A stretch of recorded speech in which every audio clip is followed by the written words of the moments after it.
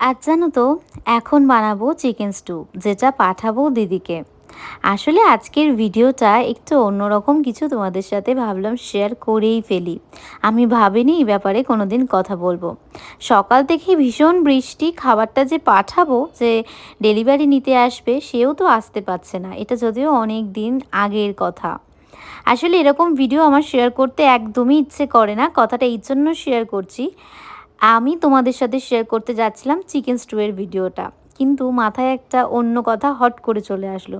তোমরা মাঝে মাঝেই আমাকে ভালোবেসেই বলো, ম্যাক্সিমাম বলেছিলে যারা আমার ইউটিউব চ্যানেলটা যখন আগে ডিলিট হয়ে গেছিলো 5K হওয়ার সাথে সাথেই, সাজেস্ট করেছিলে নানান রকম, নানান জন সাজেস্ট করেছিলে যে নন্দনে কোনো শো চলছে সেটা কভার করার জন্য, বা ম্যাক্সিমামই বলেছিলে চ্যানেলটা আবার দাঁড়িয়ে যাবে, তুমি দিদির ফেস ভ্যালু নিয়ে কিছু করতে পারো। আমি কোনো সময় কোনো কিছু তোমাদের অ্যান্সার দিইনি।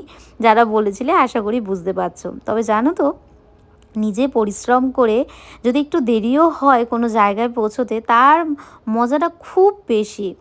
কারোর ঘাড়ে বন্দুক রেখে বলো তো কত দিনই বা টিকতে পারবো, কত দিন ওর মুখ দেখেই আমি ভিডিও চালাবো।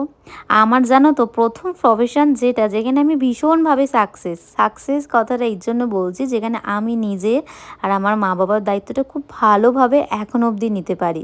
যদি এটা থেকে কিছু নাও হয়, অনেক স্মৃতি থেকে যাবে, কত সুন্দর সুন্দর এডিটিং শেখা হয়ে গেল বলো তো।